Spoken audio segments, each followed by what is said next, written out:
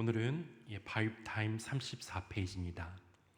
10월 8일 본문입니다. 골로새서 1장입니다. 본문 요약을 읽겠습니다. 골로새 1장은 바울이 골로새 교인들에게 감사를 전하며 예수 그리스도의 우월성과 교회의 머리 되심, 구속자이자 창조주이심을 고백하는 내용을 담고 있다. 골로새서는 바울이 감옥에 갇혀 있을 때 기록된 편지입니다. 감옥은 인간의 자유를 가둘 수 있지만 복음을 묶을 수는 없었죠. 쇠사슬의 매인 몸으로도 바울의 마음은 여전히 교회를 향해 열려 있었고 그의 기도는 멀리 골로새까지 닿았습니다. 골로새 교회는 바울이 직접 세운 교회가 아니었습니다. 그의 동역자 에바브라가 전한 복음의 씨앗에서 시작된 작은 모임이었습니다. 이미 쇠퇴해가던 작은 도시, 사람들의 관심에서 멀어진 그 자리에서 하나님의 말씀은 뿌리를 내리게 되었습니다. 세상의 흥망은 바람처럼 지나가지만 복음은 그 땅에서 꺼지지 않는 불씨가 되었습니다. 바울은 옥중에서 그들의 믿음과 사랑, 소망의 소식을 듣습니다. 직접 그들의 얼굴은 보지 못했지만 그는 그들의 친밀한 이웃처럼 마음 깊이 품습니다. 그리고 이렇게 인사합니다. 2절입니다. 골로새에 있는 성도들, 곧 그리스도 안에 있는 신실한 형제 자매들에게 이 편지를 씁니다. 우리 아버지 하나님께서 내려주시는 은혜와 평화가 여러분에게 있기를 빕니다. 은혜와 평화, 신앙은 언제나 여기서 시작됩니다. 은혜는 우리의 삶을 붙잡아 보이지 않는 손길이고 평화는 흔들리는 마음을 감싸는 따뜻한 품이라 말할 수 있을 것 같습니다. 봄날 햇살과 이슬이 메마른 들꽃을 피워내듯 은혜와 평강은 교회를 살리고 성도의 삶을 지탱하는 힘이 되어줍니다. 그리고 바울은 옥중에서도 골로새 교회의 소식을 들으며 감사했습니다. 감옥의 차가운 공기 속에서도 그의 마음에는 따뜻한 소식이 스며들었습니다. 4절 5절입니다.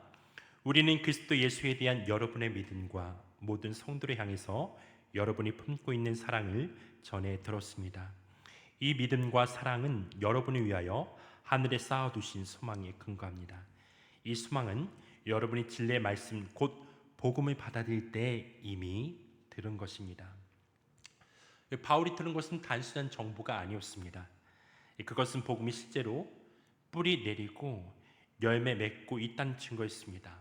믿음, 소망, 사랑 이 세 가지는 초대교회를 세우는 기둥이었고 지금도 신앙을 지탱해주는 새 줄기가 됩니다. 믿음은 눈에 보이지 않는 하나님께 마음을 두는 것이죠. 현실은 여전히 척박하고 길은 막막하지만 그럼에도 불구하고 하나님께 그 삶이 맡기는 결단이 믿음입니다. 또한 사랑은 곁에 있는 이웃을 향해 내밀어지는 손길입니다. 때로는 상처투성이의 손이지만 그 손을 통해 주님의 위로가 흘러가게 되는 거죠. 또한 소망은 하늘을 향한 눈길입니다. 땅이 현실에 짓눌려도 그 시선이 하늘을 향해 열려 있을 때 사람은 무너지지 않습니다. 골로새 교회는 작고 연약한 공동체였습니다. 게다가 거짓된 가르침이 교회를 미혹했습니다. 율법적 신앙으로 돌아가는 목소리, 헬라 철학의 매혹적인 소리가 들려왔죠. 청사 숭배라는 미혹이 신앙을 흔들었습니다. 그러나 바울은 성도들에게 본질을 붙잡으라고 말씀했습니다. 복음은 화려한 지식이나 특별한 체험이 아니에요. 그것은 매일의 삶 속에서 맺히는 열매입니다. 믿음과 사랑과 소망 이것이 살아있는 복음의 흔적입니다. 바람이 불어도 꺼지지 않는 등불처럼 삶의 어둠을 밝히는 빛입니다. 오늘 우리 안에도 이 세 가지가 자라고 있는지 돌아봐야 합니다.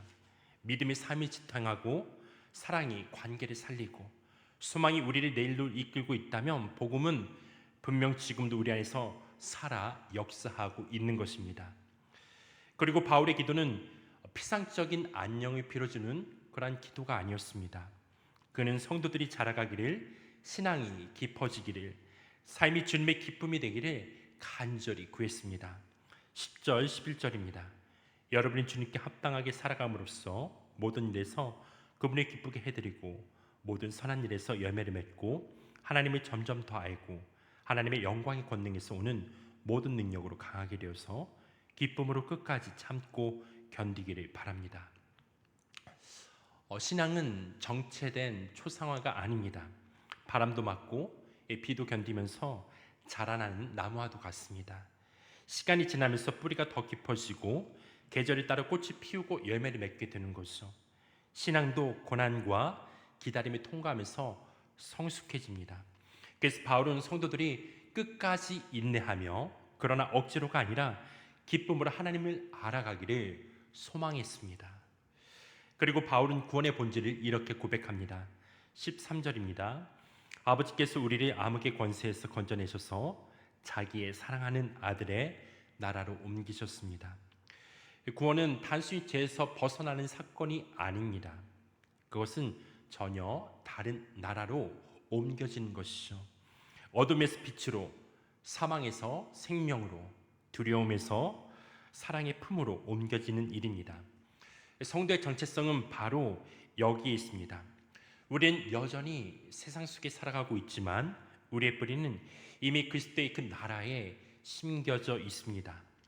그러므로 신앙이란 것은 두려움에 매이지 않고 기쁨으로 자라나는 삶입니다. 어둠이 지나도 결국 빛으로 나아가고 실패 속에서도 새로운 시작을 선물 받는 길입니다. 바울의 기도는 오늘 우리의 기도가 됩니다. 주께 합당한 길을 걷게 해주십시오. 우리의 삶이 감사로 물들게 하는 기도이죠. 그리고 바울은 이제 골로새 성도들에게 가장 중요한 고백을 선포합니다. 15절입니다. 그 아들은 보이지 않는 하나님의 형상이시요 모든 피조물보다 먼저 나신 분이십니다. 보이지 않는 하나님이 우리에게 보이시는 분, 그분이 바로 예수 그리스도이십니다. 그 안에서 모든 것이 창조되었고 그 안에서 모든 것이 붙들려 있습니다.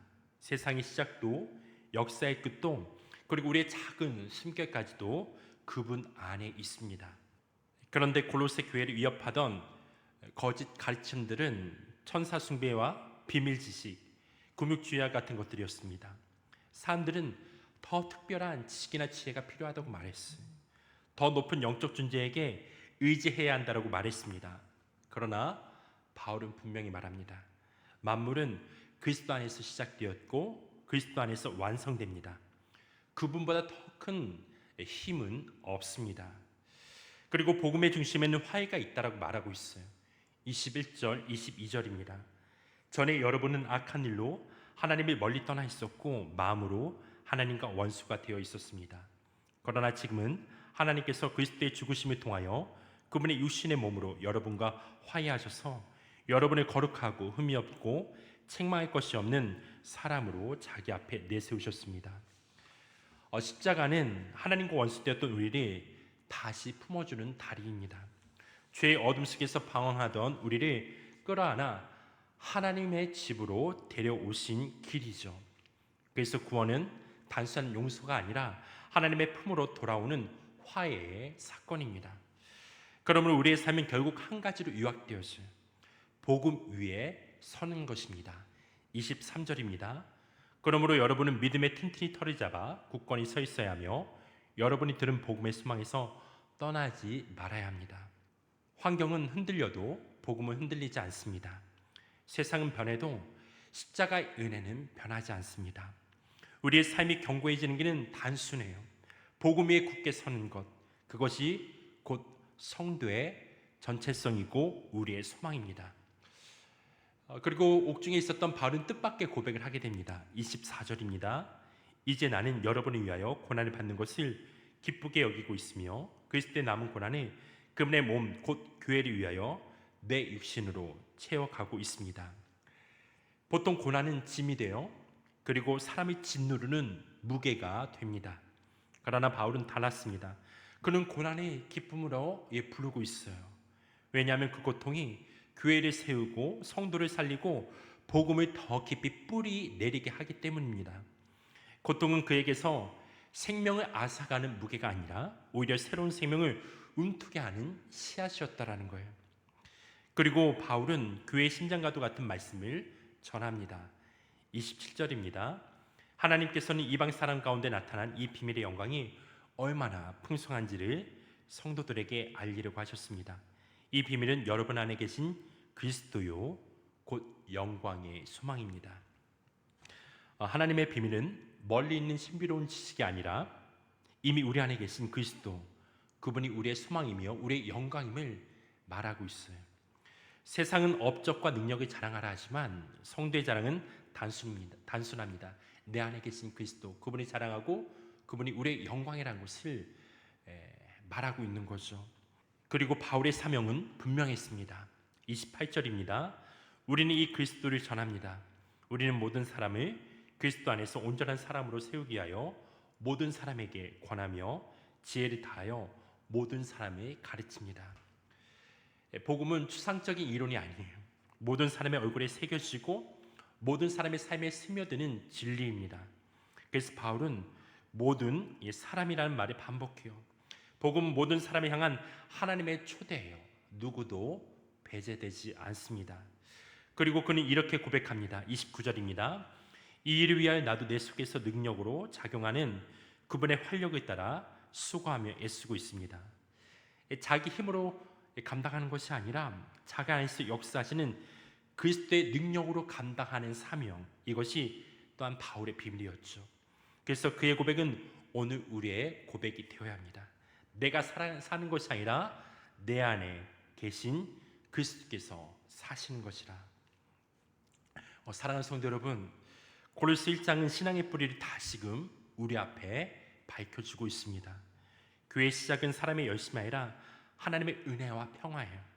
신앙의 열매는 믿음과 사랑과 소명이며 우리의 정체성은 십자가에서 이루신 화의 은혜 위에 세워졌습니다. 그리고 우리의 미래는 멀리 있는 것이 아니라 이미 우리 안에 계신 그리스도 영광의 소망에 있습니다. 그러므로 오늘 우리의 삶이 흔들릴지라도 낙심하지 마십시오. 세상 끊임없이 다른 것을 붙잡으라고 유혹해요. 더 많은 성취, 더 강한 힘, 더 화려한 지식을 쫓으라고 말합니다. 그러나 성도의 자랑은 단순하다는 거예요. 내 안에 계신 그리스도, 그분이 우리의 힘이며 기쁨이며 소망입니다. 그러므로 우리의 가정에서도 일터에서도 마음 깊은 내면에서도 복음 위에 굳게 선 우리 모두가 되기를 주님의 이름으로 축복합니다. 환경은 변하고 세상은 요동하지만 주님 안에 뿌리 내린 삶은 절대로 무너지지 않습니다. 너희 안에 계신 그리스도, 그분이 우리의 영광의 소망이기 때문입니다. 오늘도 그리스도의 은혜가 우리의 삶을 붙들고 평강이 우리의 마음을 지키며 소망이 우리의 길을 밝히기를 주님의 이름으로 축원합니다. 이 시간 제가 기도하고 계속해서 개인 기도한 시간을 갖겠습니다. 자비로우신 주님, 교회의 시작이 우리의 열심이 아니라 은혜와 평화임을 고백합니다. 그 은혜가 오늘도 우리를 붙들고 그 평화가 우리의 마음에 함께 있다는 것을 깨닫고 그래서 주님의 그 사랑 안에 믿음의 뿌리를 내리면서 계속 열매 맺는 삶으로 나아갈 수 있는 우리의 삶이 될 수 있도록 축복하여 주옵소서. 주님, 우리의 자랑은 세상이 말하는 성취가 아니라 우리 안에 계신 그리스도 영광의 소망이심을 고백하길 원합니다. 오늘도 그리스도의 은혜가 우리의 삶을 붙들면서 그 평강이 우리의 가정을 감싸고 그 소망이 우리의 길을 환히 비춰줄 줄 믿습니다. 계속해서 그렇게 우리 인도하실 주님 바라보면서 오늘 이 아침에도 주의 얼굴을 구하며 주님의 그 기쁨을 누리며 나가는 시간 될 수 있도록 은혜 허락하여 주옵소서.